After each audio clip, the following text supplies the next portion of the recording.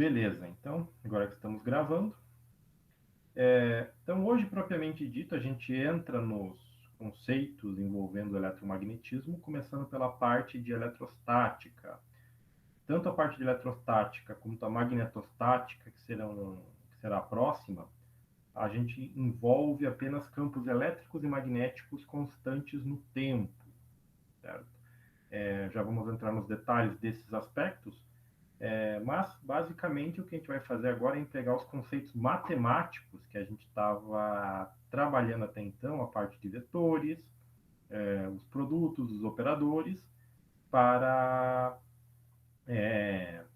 analisar o próprio eletromagnetismo com esse teor matemático, certo?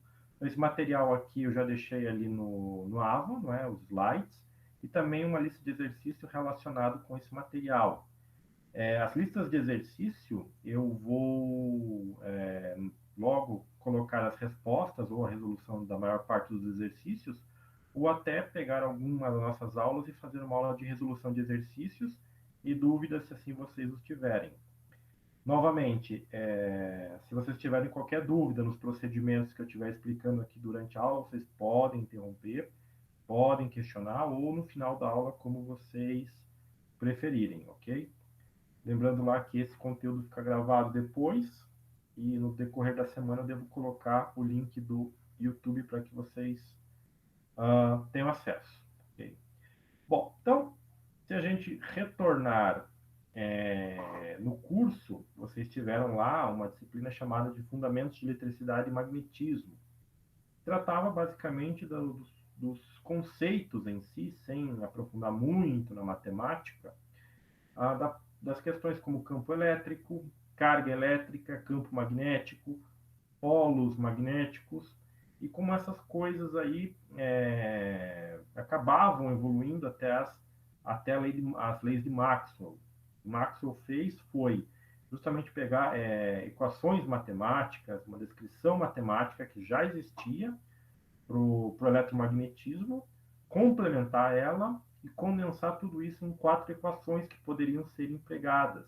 E daí você tem resultados práticos, como as ondas eletromagnéticas, a descrição delas, a questão de integração da luz como uma onda eletromagnética e uma série aí de avanços tecnológicos envolvendo esses conceitos. Só para citar alguns, os carregadores de celulares sem contato, sem cabos, aqueles por indução, fornos, as chapas aquecedoras por indução, são um resultado da compreensão do funcionamento do eletromagnetismo, ok? E o mais básico da eletrostática está representado aqui. Você tem cargas elétricas de dois tipos na natureza, não é? Sejam elas positivas ou negativas.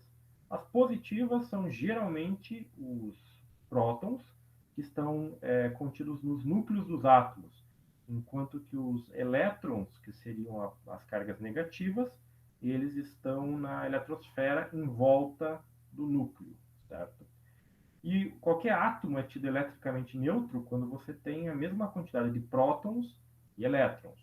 Quando um átomo fica carregado, significa que você praticamente está apenas removendo ou colocando elétrons além do número de equilíbrio. Por quê?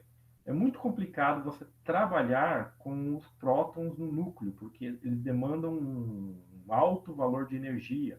Então, só em reatores nucleares, só com reações nucleares muito intensas, você consegue interagir. E sem contar que se você remover lá um próton do núcleo, você altera o elemento químico, né? Em ciência dos materiais, a gente viu justamente isso, que o que determina o que cada elemento da tabela periódica é a quantidade de prótons que existem no núcleo do átomo, certo? Muito bem. E as cargas elétricas, como estão representadas aqui, positivas e negativas, elas podem estar associadas com essas linhas, que a gente sabe que são as linhas de campo elétrico. Então, elas saem das cargas positivas e são direcionadas para as cargas negativas. Okay? Bom, De uma maneira geral, a gente também pode considerar uma falta de cargas negativas como uma pequena carga positiva. Certo? Se você tiver numa região do espaço onde haja uma certa aglomeração de cargas negativas, elétrons, e numa região você tiver a mesma falta de elétrons, você pode considerar essa região com falta de elétrons como se fosse uma carga positiva. Certo? E aí você tem aí a questão lá no caso dos semicondutores, os buracos, não é? Que seriam a ausência dos elétrons, e muitas vezes você interpreta como se fossem cargas positivas, ok? Só cuidado para não confundir as cargas positivas que têm mesma massa, digamos assim, mesmo tamanho que o elétron, são os pósitrons, são partículas subatômicas que existem, beleza? Bom, e aí, se vocês lembrarem da questão lá dos experimentos de eletrização, o que acontece? Quando você atrita, por exemplo, um material, um tecido sintético, em um material plástico, por exemplo, o material plástico, uma barra de acrílico, por exemplo, ela fica carregada eletricamente, ela fica eletrizada. Por quê? Porque o processo de atrito, ele pode remover elétrons do tecido e acomodá-los na barra de acrílico, ou ele pode remover os elétrons do acrílico, que vai ficar positivamente carregado. Nas duas situações, você tem um desequilíbrio de cargas e um campo elétrico mais ou menos como esse que está desenhado aqui. E aí você pode avaliar a interação entre desequilíbrios de cargas através da lei de Coulomb. Então, se a gente pegar aqui esta equação, ela, o que ela é? É a expressão para a intensidade da força em relação a duas cargas. Então, se eu considerar, por exemplo, essa carga Q maiúscula aqui como sendo essa carga positiva e essa carga aqui em módulo Q minúsculo I como sendo essa carga negativa aqui, o que essa expressão está me dando é uma constante de proporcionalidade e o produto das cargas e o inverso da distância ao quadrado como a força de interação entre elas. Coulomb ele usou um dispositivo chamado de balança de torção, que basicamente consiste de 4 esferas. Duas esferas são fixas numa base e outras duas são suspensas por um fio ou por uma haste que elimina qualquer efeito de torção ou tração. E aí ele pode carregar eletricamente, o que ele fez foi carregar eletricamente as esferas fixas e também carregar as esferas suspensas, com sinais de cargas elétricas iguais e diferentes. E observou como essas esferas se aproximavam ou se repeliam. Então, quando as esferas fixas eram carregadas positivamente e as esferas móveis também carregadas positivamente, elas tendiam a se afastar. Quando ele colocava sinais trocados, positivo e negativo, as esferas tendiam a se aproximar. E aí ele obteve empiricamente essa questão desta lei aqui, não é? Que a força é diretamente proporcional ao produto das cargas e inversamente proporcional ao quadrado de separação. Então, se você separar essas cargas uma distância qualquer, a força vai cair com o inverso do quadrado da distância, certo? E essa constante de proporcionalidade é dada por 1 sobre 4π epsilon zero. O epsilon zero é a permissividade elétrica do vácuo. Quando você tiver um meio material, você considerar esse epsilon como o epsilon do meio material. Isso vai depender lá da estrutura do material, como a gente viu lá em ciência dos materiais, ok? Bom, outra forma de você representar aqui a força é através da sua representação vetorial, como está escrito aqui embaixo. O que você tem aqui? 1 sobre 4π epsilon zero. E observem que aqui no final você tem o versor R chapéu. Então, isso aqui está associado às coordenadas do sistema esférico. Se isso aqui fosse cartesiano, aqui poderia ser x, y, z, ou você teria três componentes aqui, x, y e z, se fosse considerar um sistema cartesiano em três dimensões. Bom, isso aqui é um vetor unitário. E uma forma da gente representar o vetor unitário está aqui, que é o vetor, no caso R, dividido pelo seu módulo. Por que eu estou trazendo essa representação aqui? Se vocês consultarem os livros que estão aí disponíveis na biblioteca virtual Pearson, muitas literaturas representam a força elétrica desta maneira como está aqui, nesse segundo termo de igualdade aqui. Ou, em alguns casos, apenas com o R versor, certo? Então, quando eu tenho aglomerados de cargas, elas interagem através do campo elétrico e assim elas são atraídas ou repelidas. Então, se você pegar, por exemplo, aquele experimento de atritar um pente plástico com uma seda, por exemplo, e aproximar esse pente de pedacinhos de papel, os pedacinhos de papel, se eles forem pequenos o suficiente, eles vão ser atraídos, vão vencer a interação gravitacional e vão na direção do pente. Essa força atrativa entre eles se dá devido ao campo elétrico. E eu posso avaliar o campo elétrico em qualquer região do espaço. Em alguns casos, você considera sempre uma carga à prova, que pode ser uma carga QI. Então, por exemplo, se eu quiser saber qual é a força que uma carga QI em módulo vai estar submetida, eu posso colocar ela nesse ponto em vermelho aqui, e aí calcular a força em relação ou à carga positiva ou à carga negativa. Se eu não souber o sinal dessa carga QI e colocar nesse ponto aqui, o que acontece? Se ela for na direção da carga negativa se afastando da positiva, o que vai acontecer? Eu sei que essa carga QI é positiva. Se ela fizer o caminho inverso, ou seja, se afastar da carga negativa e no sentido contrário da seta aqui para a carga positiva, é sinal que essa minha carga prova QI tem sinal negativo. Ok? Bom, e aí o campo elétrico, eu posso considerar ele da seguinte forma. Então, primeiro aqui, como eu falei para vocês, a gente está considerando tudo na base da eletrostática, ou seja, a gente não tem corrente elétrica. Tem movimentação de cargas elétricas? Tem, mas é aquela movimentação errática, aquela movimentação devido à temperatura e às repulsões e as trações que os elétrons sofrem no interior dos materiais. Okay? Bom, então, se eu tiver um conjunto de cargas, uma distribuição de cargas, e quiser saber qual é a força que esse conjunto de cargas vai executar sobre uma carga teste, então imagine que eu quero saber qual vai ser a força que esse conjunto de cargas aqui, né, que vai do Q1 até o QI, vão exercer sobre uma carga prova que eu vou colocar no ponto P. Então, observe que quando eu estou tratando de força elétrica, eu preciso de uma carga prova. Por quê? É só a gente retornar aqui para a equação da força. Olha só. A força se dá entre duas cargas.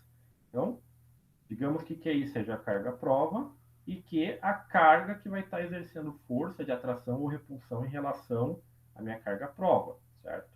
Então, se eu quiser saber qual é a força que esse conjunto de cargas realiza sobre uma carga que está aqui, eu posso aplicar cada para cada carga individual a lei de Coulomb, que é um vetor, é uma relação vetorial. Só que daí depois eu teria que somar cada vetor desses para ter um vetor resultante, como está apresentado aqui. Então, a força elétrica resultante será o quê? Será a soma dos vetores da carga 1, da carga 2, da carga N. O 1 sobre 4πε0 é o quê? É o termo comum, é a constante de proporcionalidade, ele aparece para todos os membros, então eu posso isolar ele aqui. Esse Q maiúsculo, agora eu estou chamando de carga prova. É minha carga prova que eu vou estar considerando. E aí eu vou calcular essa carga prova em relação a cada uma dessas cargas. Então, a relação à carga Q1, então se eu colocar essa carga Q maiúscula aqui, qual que vai ser a força em relação a Q1? Qual que vai ser a força em relação a Q2? E assim sucessivamente. Então, muitas vezes, esse tipo de abordagem é mais trabalhoso.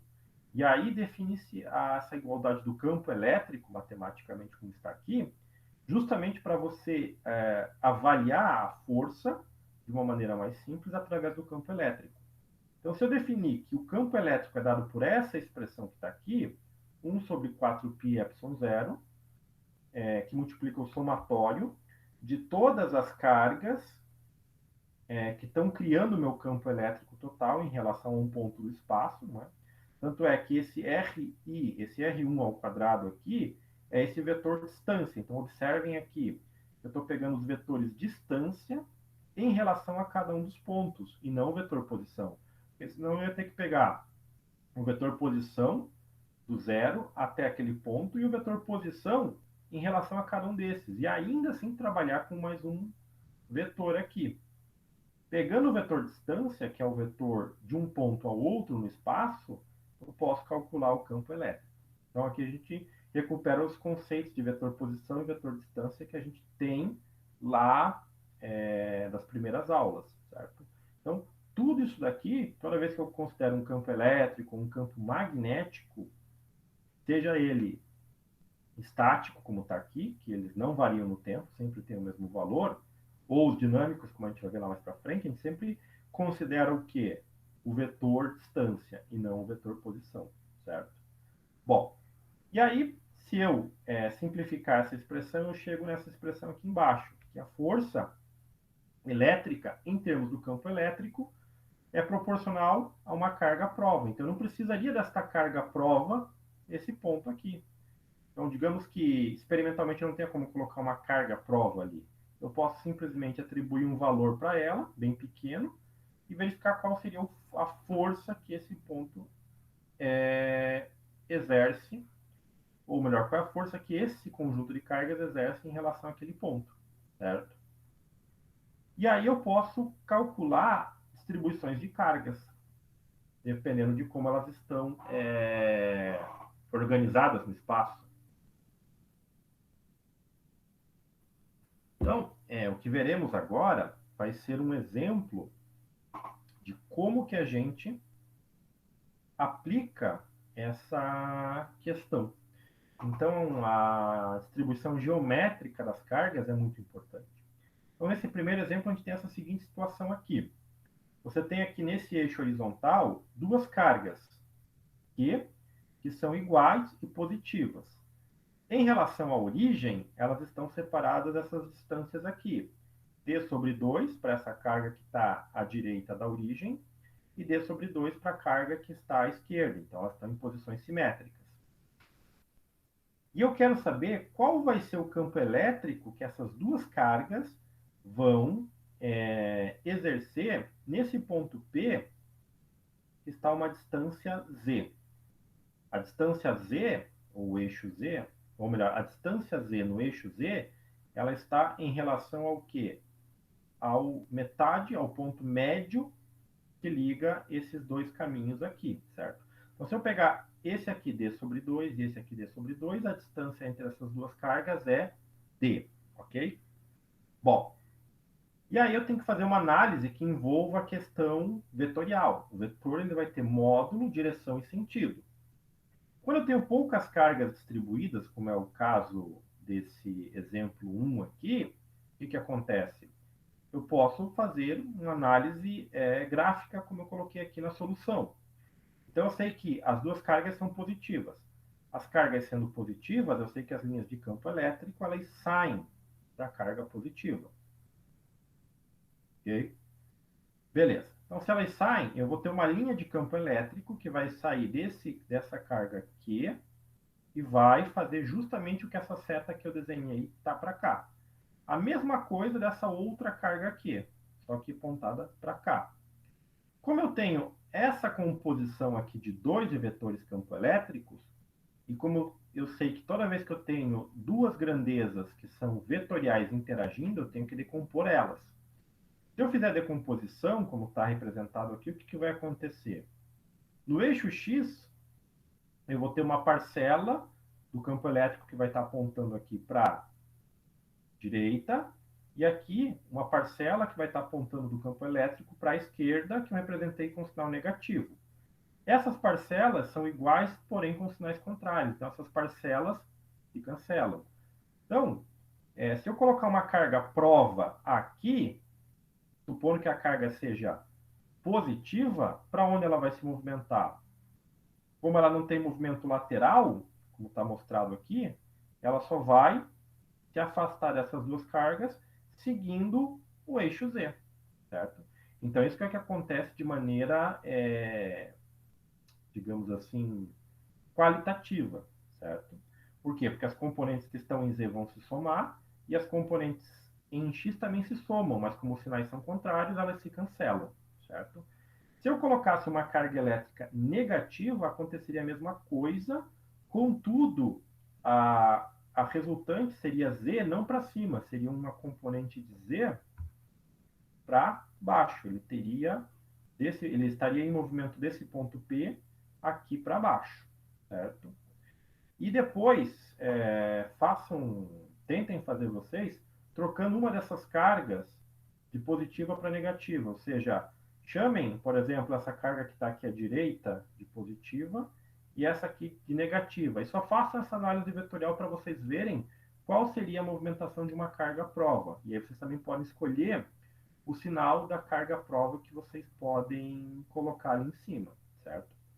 Bom, então eu sei que do ponto de vista qualitativo, a força e o campo elétrico vão apontar para o eixo Z. Então, se eu pegar aqui essa expressão da força,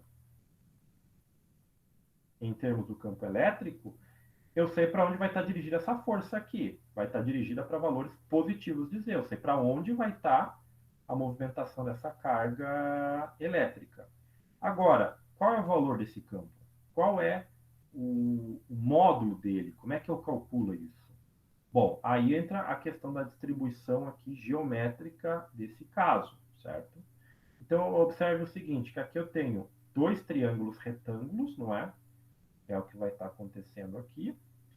Vou ter um ângulo, que vai estar associado θ, não é? Que abre aqui. Se eu diminuir essa distância D, o que acontece com esse ângulo, que apesar de não estar representado, consta aqui? Ele diminui. Se eu aumentar essa distância do zero até Q, essa distância aqui, se eu aumentar, o valor do ângulo aqui aumenta, certo? Então, vamos calcular aí. Então, não se assustem com a expressão que está embaixo, porque eu vou dar o passo a passo do cálculo dela. Então, primeiro eu vou repetir aquela figurinha, como está aqui, só que agora eu só estou pegando um lado. Estou considerando do zero até essa carga aqui e uma linha de campo aqui. Então, isso aqui é um triângulo retângulo, certo? Bom, o campo elétrico é dado por essa expressão que está aqui. 1 sobre 4πε0, que multiplica a soma de quem? A carga, QI, que está gerando o campo, e a distância que separa a posição da carga do ponto que eu estou considerando. Então, esse R1 ao quadrado é a distância que eu vou considerar em relação ao ponto. Então, no caso, qual que é o campo que essa carga QI está fazendo nesse ponto P? É essa distância R1 aqui ao quadrado. Beleza, então o que acontece aqui? Como eu sei que só vou ter componente em Z, eu já estou escrevendo que o campo elétrico vai ser igual a EZ, que é igual 2, por que 2? Eu tenho duas cargas aqui. Nessa situação de geometria, se eu calculasse isso daqui, eu teria que também calcular isso daqui. Então, ao invés de eu calcular e somar um outro termo igual, eu já estou multiplicando por 2, justamente porque é a geometria do problema que eu tenho. Aí, se eu tivesse três cargas, dependeria da distribuição, mas o mais fácil daí seria somar o campo da carga 1, da carga 2 e da carga 3. Ok? Bom, então olha só. Vai ser duas vezes a constante de proporcionalidade, 1 sobre 4πε0, que multiplica a carga sobre a separação do ponto ao quadrado. E por que cosseno θ? Porque o campo elétrico ele não está atuando direto aqui, ele está fazendo uma componente. Não é? Então, se eu voltar aqui, olha só, o campo elétrico total está aqui apontando nessas duas direções. E aqui eu só estou considerando a componente Z, que é a componente que efetivamente vai ter influência sobre a carga. Então, por isso, cosseno θ, porque a componente EZ que está aqui é uma projeção desse cara aqui. Então, cosseno θ. O θ é o ângulo que abre aqui em relação a essa linha e essa linha vertical, esse eixo vertical. Então, agora, eu preciso representar esses caras aqui em termos de x e z. O meu R, efetivamente, é isso aqui, ó. Ele nada mais é do que minha hipotenusa. A hipotenusa é o quê? Ou melhor, o R ao quadrado é igual a Z ao quadrado mais esse cara aqui, que é o cateto oposto. É D ao quadrado sobre 2. Então, o R ao quadrado eu vou substituir por isso aqui, aquela expressão.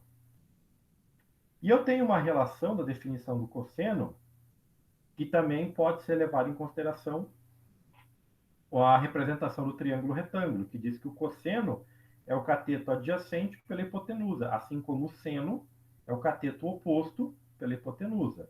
Então, o cateto adjacente seria esse cara aqui, o Z, e a hipotenusa seria o R, certo? Então, cosseno eu vou trocar por Z sobre R. E R ao quadrado eu vou trocar por essa soma aqui. Z ao quadrado mais D ao quadrado sobre 2. Então, pegando essas igualdades aqui, substituindo nessa equação de cima, o que, que eu vou ter? O Q é o valor da carga. Então, eu só vou colocar ele junto com a constante, ficou Q sobre 2πε0. Esse 2 simplificou com esse 4. Agora, esse cara aqui. Esse termo aqui, 1 sobre z quadrado mais d quadrado mais d sobre 2, tudo isso ao quadrado, é quem? É o r. Eu troquei esse r ao quadrado por isso aqui. Ele aparece aqui. E o cosseno? Z. E quem que é essa raiz quadrada aqui? Quem que é o r? O r eu tenho que tirar a raiz quadrada desse cara aqui. Então, quando eu jogo esse quadrado para cá em forma de raiz, isso me dá o r, que entra aqui. Por isso que fica raiz quadrada de z ao quadrado mais d sobre 2, tudo ao quadrado. Certo? Bom, e daí? A multiplicação desse cara por esse cara, porque essa raiz quadrada também posso representar isso aqui elevado a meio. Isso aqui elevado a 1. Então, as bases são iguais, eu mantenho a base, somos expoentes. Que expoentes? O expoente da raiz quadrada, que é meio, mais 1. Meio mais 1 é 3 meios. Por isso que fica entre parênteses aqui embaixo, d ao quadrado mais d sobre 2 também ao quadrado. Okay? E o 1 aparece aqui, não é? Que ele repete, e o z está aqui. Então, fazendo essa multiplicação, eu tenho este resultado aqui. Então, o módulo do campo elétrico nessa geometria de distribuição de cargas é isso daqui. É QZ sobre 2πε0 que multiplica esses caras aqui. Então, observe que aqui é uma coisa genérica, porque Z eu não coloquei valor nenhum de distância e D também não. Então, depois, se vocês quiserem, podem chutar valores aqui em centímetros ou em metros, para vocês verem qual vai ser o valor numérico. E, claro, o campo gerado por essas cargas aqui é o que está sendo avaliado neste ponto P, certo? E aqui embaixo eu representei em forma vetorial. Então, observe que aqui tem o versor Z, que está mostrando para onde o campo elétrico naquele ponto vai apontar, ao longo do eixo Z, e o valor numérico que eu tenho aqui, certo? E aí, em alguns casos, faz-se a seguinte pergunta: o que, que acontece se a distância Z for muito maior que a separação das cargas D? Se você pegar esse ponto e colocar lá no infinito, então digamos que a distância, por exemplo, de separação desses caras aqui seja, sei lá, 2 centímetros. E aí você pega essa distância Z e joga lá para o infinito. No caso, poderia ser, sei lá, 200 quilômetros, por exemplo. Então, 200 quilômetros comparados com 2 centímetros é uma distância muito, muito longa. Qual seria o comportamento disso daqui? Bom, de modo geral, quem tivesse nessa distância longa estaria interpretando o campo elétrico desses dois caras como se fosse de uma única carga pontual, certo?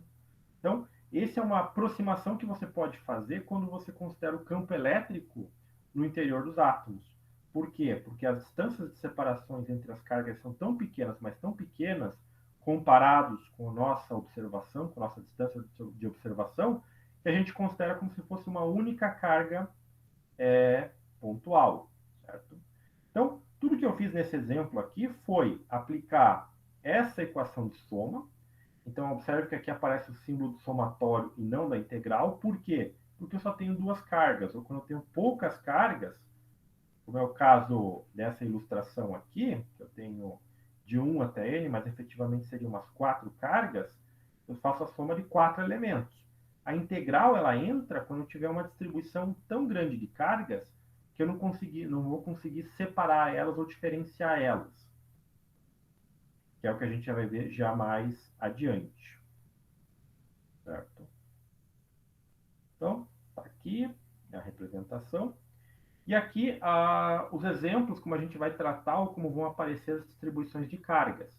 Então, se eu considerar, por exemplo, uma grande quantidade de elétrons em um fio condutor, que não esteja passando uma corrente, porque a gente está no regime da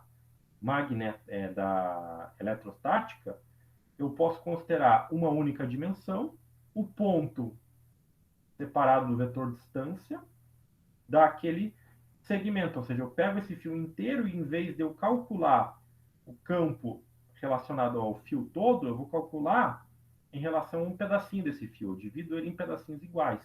Depois eu conto quantos pedacinhos eu tenho e multiplico esse número de pedacinhos pelo campo que eu encontrar desse cara aqui. E aqui que entram as integrais. Então, por exemplo, se eu tiver elementos de carga de Q, eles podem ser descritos como dq lambda dl. Então, esse lambda dl é uma densidade, o lambda, uma densidade linear de cargas, apenas em uma dimensão.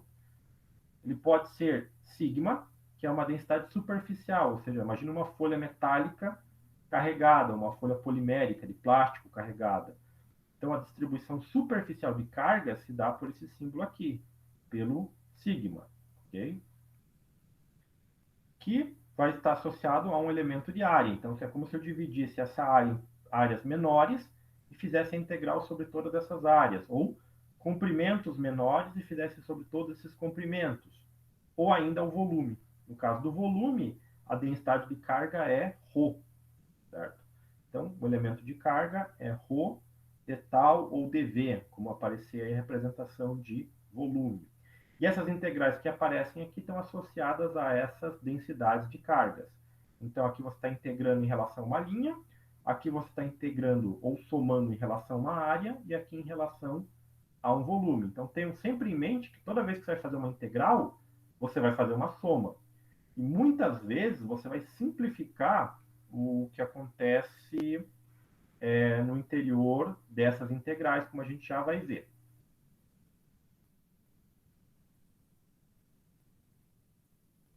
Então, vamos mudar aqui.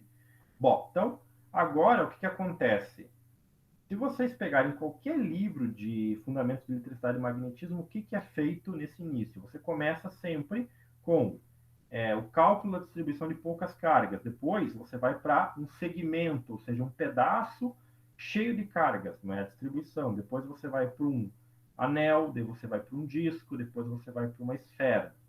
Então, observem que tudo isso, todos esses, digamos, cálculos, eles já foram efetuados. Mas agora o que a gente está fazendo é trazendo isso aqui para o eletromagnetismo, aplicando um pouco mais da matemática, envolvendo aí a questão vetorial e os operadores. Então, nesse exemplo 2, a gente vai fazer a mesma coisa que a gente fez lá, no caso das duas cargas, só que agora tem uma diferença. Eu tenho uma quantidade tão grande de cargas distribuídas desta posição aqui até esta posição aqui, ou seja, tudo isso aqui no meio desse caminho tem carga elétrica. É muita carga elétrica, que eu vou considerar a carga elétrica positiva, distribuída aqui de menos L até L, uma quantidade tão grande que eu não consigo contar. Então, o que eu vou fazer? Eu vou selecionar dois pedacinhos, como estão mostrados aqui na figura, e vou fazer a mesma análise que eu fiz antes. Com a diferença que para eu ter o resultado sobre o todo, eu vou ter que calcular uma integral, certo? Então, o que acontece aqui? Vamos lá. Meu ponto P está aqui. O vetor R de separação entre o elemento de carga aqui e aqui. certo? São dois elementos que eu vou considerar, então por isso que aparece esse 2 aqui. Observem que eu escrevi dq. Então, olha só, o infinitésimo de campo elétrico, ou seja, o campo elétrico que vai ser percebido nesse ponto por esse pedacinho é 2, porque eu estou fazendo por simetria, né? 4π epsilon zero, que multiplica o elemento de carga que eu tenho nesse pedacinho aqui, r ao quadrado, que seria a distância desse pedacinho aqui até o ponto P, cosseno do ângulo. Mesma coisa que eu fiz antes, certo? E aí, o que eu vou fazer? Bom, eu sei que o dq eu posso trocar por isso daqui, lambda dx.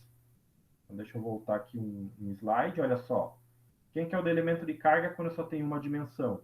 Lambda dl. Esse dl eu já falei para vocês lá atrás que pode ser um infinitésimo de comprimento envolvendo três dimensões, dx, dy, dz. Mas, aqui como a gente só tem uma dimensão, eu vou considerar apenas dx, certo? Então, ficou 2 lambda cosseno θ dx sobre r ao quadrado. Então, esse é o campo elétrico, ou melhor, a parcela do campo elétrico devida a esses dois pedacinhos aqui. Só que eu tenho o pedacinho que está mais para cá, então o ângulo dele é um pouco menor. Aí eu tenho um pedacinho mais vizinho que está para cá também, o outro pedacinho, até chegar aqui quando o ângulo é zero, certo? Então, o que eu vou fazer? Eu vou ter que integrar isso aqui em termos do comprimento. Então, eu tenho que traduzir isso aqui para uma integral de dx. Então, novamente, quem que é o r quadrado? Está aqui. É a hipotenusa, que é z ao quadrado mais x ao quadrado. Por que x? Porque lá atrás, o que eu tinha? Eu tinha d sobre 2. Agora eu troquei. A minha distância é x. Então vai ser z ao quadrado mais x ao quadrado. Então, no lugar de r ao quadrado, eu vou colocar isso aqui. Z ao quadrado mais x ao quadrado. No lugar do cosseno, aquela relação lá. Cateto adjacente pela hipotenusa, que é z sobre r. O r eu vou trocar por quem? Raiz quadrada disso daqui. Z ao quadrado mais x ao quadrado. Então, quando eu substituo esses caras aqui, eu vou ter que integrar esse cara aqui. Então, aquela mesma situação. Eu vou ter r ao quadrado, que é isso aqui, que está elevado a 1. E no lugar da hipotenusa, que é r, eu vou ter isso aqui elevado a meio. Então, é 1 mais meio, aparece esse cara aqui. Aí eu aplico uma integral. Uma integral de quanto? De 0 a L, porque é o meu comprimento todo aqui, certo? É o meu comprimento do segmento inteiro. 1 sobre 4πε0 fica fora da integral, porque ele é só uma constante. Aqui, o 2 lambda z também, porque eu não estou integrando em relação a z, eu estou integrando em relação a x, ou seja, eu estou somando a influência de cada pedacinho desse que vai ter aqui ao longo do eixo x. Então, a integral vai ser calculada sobre o quê? 1 sobre tudo isso aqui elevado a 3 meios, ou seja, x ao quadrado mais e ao quadrado na 3 meios. Claro que para resolver essa integral aqui, existem tabelas de integração. Então, muitas vezes, para resolver os problemas de eletromagnetismo, o que é feito? Trabalha com tabelas de integração. Você simplifica ao máximo que dá a integral, mas aí você não vai usar nenhum daqueles métodos de cálculo, porque muitas vezes são integrais trabalhosas de se calcular.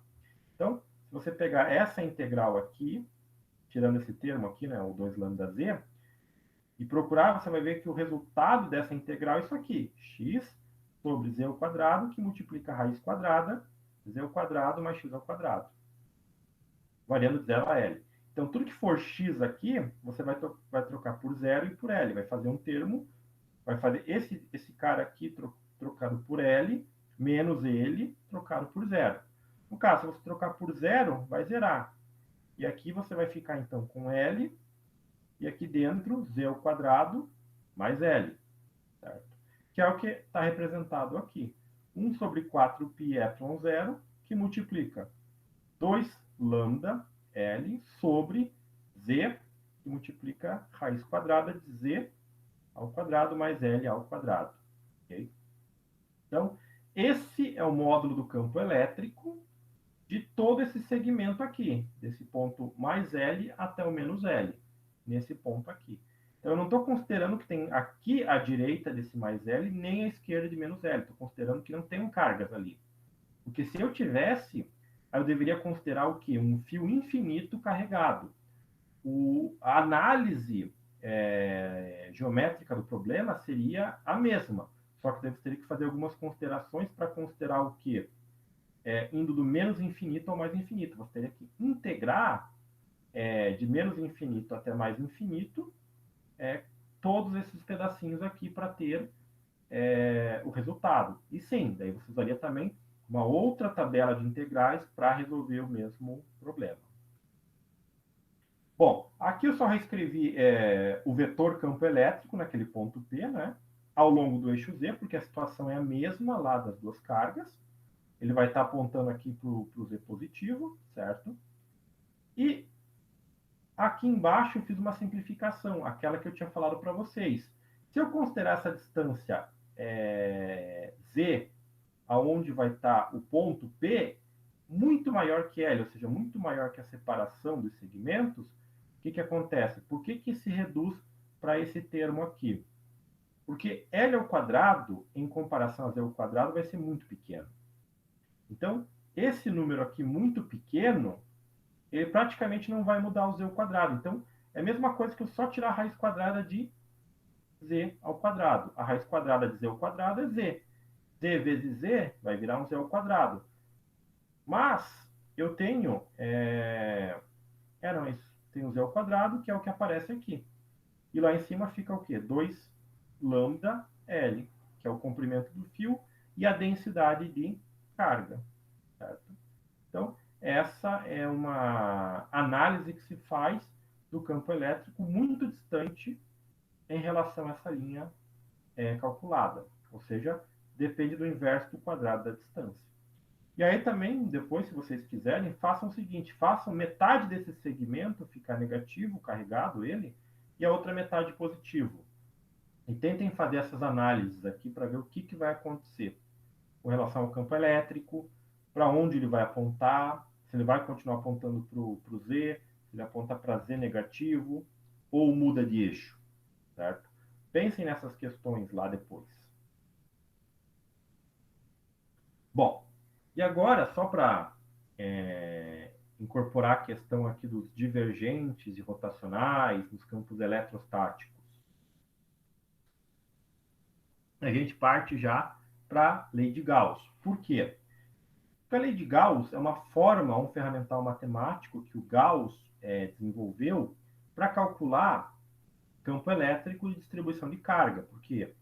O que acontece? Aqui você tem uma distribuição relativamente simples, mas se você tiver uma área carregada, uma superfície carregada, ou ainda uma esfera carregada, ou um corpo que não tenha uma forma bem definida, mas tenha um volume, como é que você calcula o campo elétrico disso?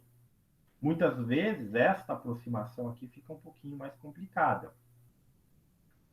Dei uma olhada depois no livro de física, do volume 2, na parte de fundamentos de eletricidade e magnetismo, quais são os procedimentos para calcular os campos elétricos, usando uma análise similar como essa, para um fio carregado, um aro carregado, um disco carregado e uma esfera carregada. Vocês vão ver que a geometria e os cálculos envolvidos são bem mais trabalhosos. Então, o que o Gauss propôs? Ele propôs uma análise com base no chamado fluxo elétrico. O fluxo elétrico é uma análise que você pode fazer para verificar se você tem um vertedouro ou se você tem um sumidouro em uma certa região do espaço. Então, o fluxo de água indo para um ralo seria um fluxo negativo, porque estaria indo para um sumidouro. Já água saindo de uma região, um espaço, seria um fluxo positivo, seria um vertedouro, certo? E matematicamente ele definiu esse fluxo elétrico como uma integral de superfície, imaginária geralmente, desse produto vetorial, esse produto entre vetores e escalar A, certo? Que é igual ao que? A carga encerrada pela essa superfície imaginária dividido por epsilon zero. Ah, mas se esse volume estiver no meio material? Daí você troca o ε0 por o ε do meio material, certo? Então, se você tiver uma carga encerrada, o fluxo vai ser positivo ou negativo, dependendo do sinal da carga. Se o fluxo for se o fluxo elétrico ele for zero, significa que a quantidade de linhas de campo elétrico que atravessam aquela carga entrando e saindo é igual. Então, por exemplo, essa região aqui que eu estou mostrando, o fluxo elétrico sobre ela é zero. Por quê? Porque se eu contar as linhas que estão entrando nele e as linhas que estão saindo, o número vai ser igual. Já nessa região aqui, fluxo elétrico saindo é um fluxo positivo. Linhas de campo, fluxo elétrico entrando é negativo, certo? Bom, e aí isso aqui ele também tem uma limitação matemática. E qual é? Só quando você tiver distribuições geométricas de carga. Então, se você tiver uma esfera que seja uniformemente carregada, um cubo, uma linha, que seria uma espécie de um cilindro ou um plano, eu posso usar a lei de Gauss. Ou ainda, eu posso pegar sólidos geométricos que possam ser descritos em termos dessas figuras que eu falei e usar a lei de Gauss para cada uma delas. Então, nesse exemplo 3 aqui, a gente vê uma situação bem simples, que é pegar uma carga positiva mais Q, e em volta dela, eu vou imaginar uma superfície gaussiana esférica, de raio R. Toda vez que eu tiver uma superfície gaussiana, sempre perpendicular a ela, eu vou ter que associar um vetor normal, ou um vetor unitário. Então, se isso aqui fosse uma área, um plano, seria um vetor perpendicular a essa área. Como é uma esfera, um vetor N também perpendicular à esfera. Certo? E aí o que acontece? Para calcular essa situação, eu começo escrevendo aqui a lei de Gauss, que é a integral de superfície ou integral de uma superfície fechada, e escalar dA. O campo elétrico é constante, ele não está variando no tempo, porque a gente está no limite da eletrostática. Então, o que eu vou ter que fazer? Vou ter que escrever o vetor do campo e calcular o produto escalar entre esses dois caras aqui, entre o E e o dA. Quem que é o dA? O dA vão ser esses pedacinhos de área que eu fiz aqui. É como se eu dividisse essa esfera em vários elementos de área e somo todos eles na integral. Como esse cara aqui é o valor de E, o módulo de E, o módulo de dA, cada pedacinho pequeno, cosseno do ângulo entre eles. O vetor campo elétrico da carga positiva ele é radial, então ele está apontando para fora. O vetorzinho dA, ele também está apontando para fora. O ângulo entre eles é zero. Cosseno de zero é 1. Então, esse cosseno virou o quê? E vezes dA. Observem que o E já não é mais vetor, que agora estou trabalhando com o módulo dele. Como ele é constante, ele pula para fora da integral. E eu só vou integrar o quê? A área da esfera. Então, esse integral de dA é igual à área superficial de toda a minha esfera. E aí, como eu quero calcular qual é a carga encerrada aqui dentro, o que eu vou fazer? Eu vou igualar o resultado desta integral com a carga encerrada sobre ε0, como o Gauss propôs. Então, vai ficar o produto de E vezes o produto de A, carga encerrada sobre ε0. Aí eu vou isolar o valor do campo elétrico. Quem que é a área, nesse caso? A área é a área superficial de uma esfera, que é 4π vezes o raio da esfera ao quadrado, que aqui está escrito dessa forma aqui. Isso daqui volta o quê? Naquela situação lá de campo elétrico de uma carga pontual, campo elétrico devido a uma carga pontual que eu tinha lá atrás. 1 sobre 4πε0, que multiplica o valor da carga que gera o campo, dividido pela distância do ponto que eu estou considerando em relação à carga. Então, se eu quiser saber qual é o campo elétrico na superfície dessa esfera imaginária, eu tenho que saber o valor do R, ou supor o valor para R, que é o que essa expressão me dá. Certo? Então, no caso mais simples, que é uma carga pontual, usando a lei de Gauss, eu retorno, deixa eu voltar aqui alguns slides, para a minha expressão da definição do campo elétrico aqui. Então, se isso aqui for apenas uma única carga, a somatória é 1, ela some, 1 sobre 4 π epsilon zero, o valor da carga, a distância em relação ao ponto, orientado no vetor. Outra coisa, que esse R aqui, que nós temos nesse exemplo 3, o que acontece? É um R das coordenadas esféricas. Okay? Então, o R que aparece aqui é o R das coordenadas esféricas. Então, o sistema de coordenadas vai ser útil para resolver problemas como esses.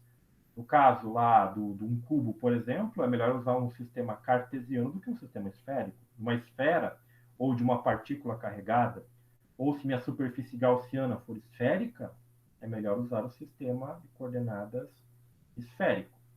Ok?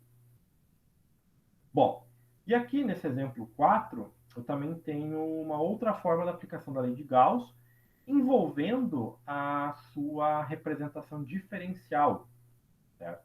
Então, a lei de Gauss da forma integral está aqui, certo? Isso aqui é uma das equações de Maxwell, já adiantando para vocês, que a integral de uma superfície fechada deste produto escalar aqui é a carga encerrada nessa superfície por epsilon zero.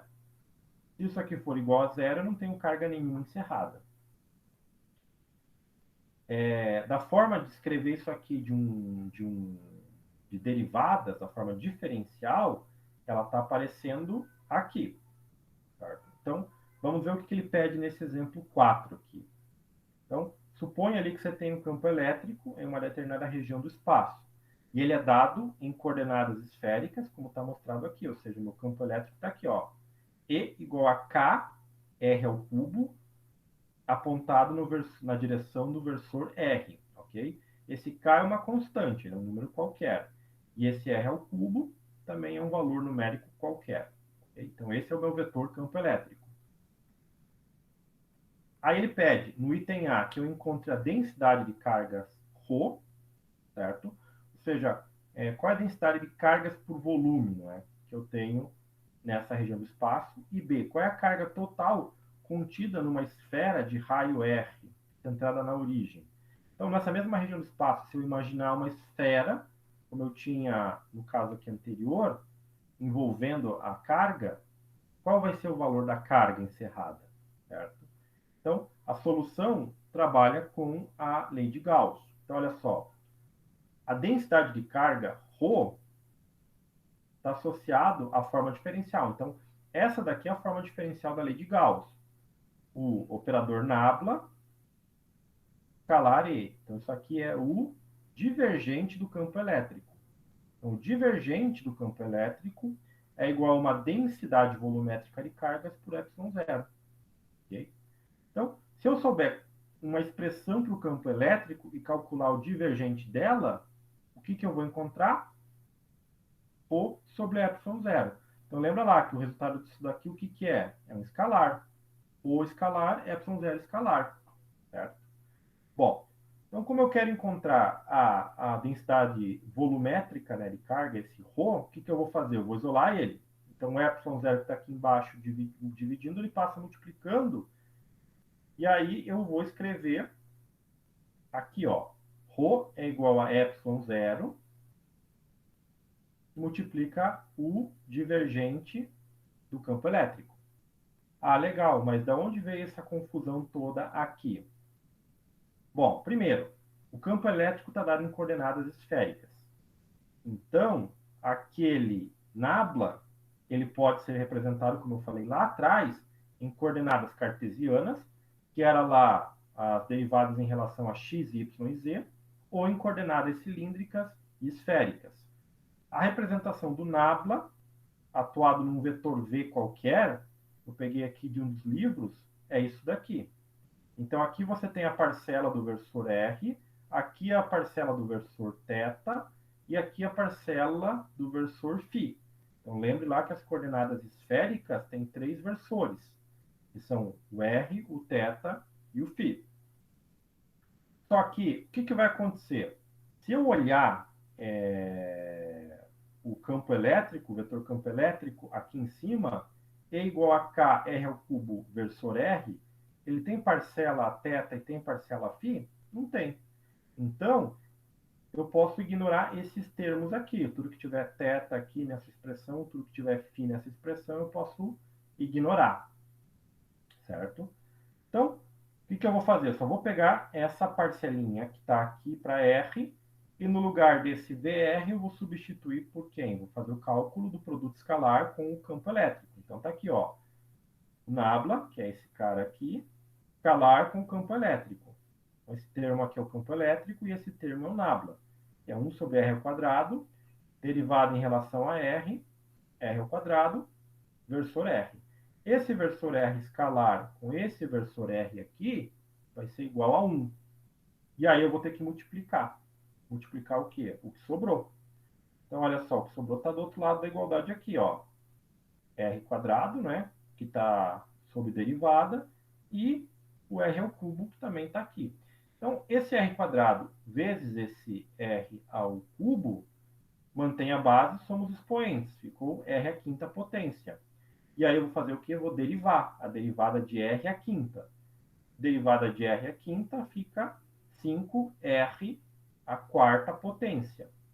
Só que eu tenho aqui na frente multiplicando quem? 1 sobre R quadrado. Então, 1 sobre R ao quadrado, que divide R à quarta potência, fica R quadrado, que é o que aparece aqui embaixo. Então, o resultado disso aqui vai ser 5ε0k R ao quadrado. Então, essa é a densidade volumétrica de cargas para aquela região do espaço relacionada ao campo elétrico que ele me forneceu. Certo? E aí, no item B, para calcular a carga encerrada, a gente usa aqui a forma integral da lei de Gauss. Está aqui, ó, a carga encerrada é dividida por ε0, que eu já joguei multiplicando. E aí tem que calcular essa integral aqui. Novamente, escrevi o campo elétrico, KR ao cubo versor R, escalar. Quem que vai ser esse vetor dA? Vai ser o vetor dA orientado por esse vetor Rzinho aqui. R escalar R só vai ficar o dA. E assim como lá atrás, só vou ter que calcular essa integral de dA. A integral dessa dA, que seria a superfície de toda a esfera, é a área. Tá? Qual que é a área da superfície esférica? 4πr quadrado. Aí esse R quadrado multiplica com esse R ao cubo, fica um R à quinta. Então a carga encerrada por uma esfera de raio R vai ser o quê? 4πε0k vezes R à quinta potência. Então, quanto maior for esse R, quanto maior for essa minha esfera, fisicamente falando, o que acontece? Mais carga eu vou ter armazenada nessa região do espaço, certo? Quanto menor for o R, menos carga eu vou ter encerrado. Então, muito cuidado, porque a carga encerrada tem um valor. Observem que a densidade volumétrica, o ρ, ele tem outro valor. 5 vezes ε0 kr ao quadrado. Depende da distância de separação ao quadrado, certo? Então, esse exemplo aqui era para ilustrar para vocês também a forma diferencial da lei de Gauss, que aparece muito, e muitas vezes as equações de Maxwell são escritas da forma diferencial, certo? E também o uso da forma integral. Então, muitas vezes você tem que resolver esses produtos escalares aqui, ou vetoriais, como vão aparecer aí mais para frente, e depois você calcula a integral. Muitas vezes você simplifica a integral o máximo que você consegue, e depois você busca o resultado dela em uma tabela, que foi o que a gente fez aqui nesse exemplo aqui. Ou seja, essa integral aqui, eu não sei calcular ela. Quer dizer, existe lá a integração por partes que me permite. Mas muitas vezes isso dá uma trabalheira matemática que não é necessário. Você já tem tabelas de integrais, ou muitas vezes tem softwares livres aí na internet que você só escreve a integral para eles e aí você tem o resultado. Ele te dá o resultado da integração, certo? Se não me engano, calculadoras programáveis como HP 50G já fazem isso. Você só escreve a integral define ela como uma integral sem variáveis, né? Não é uma integral numérica, e aí você tem a expressão de resultado que você pode usar depois. Certo? Bom, pessoal, o que eu tinha para falar para vocês hoje seria basicamente isso, né? Daí agora fico à disposição de vocês para eventuais dúvidas, caso vocês tenham. Beleza?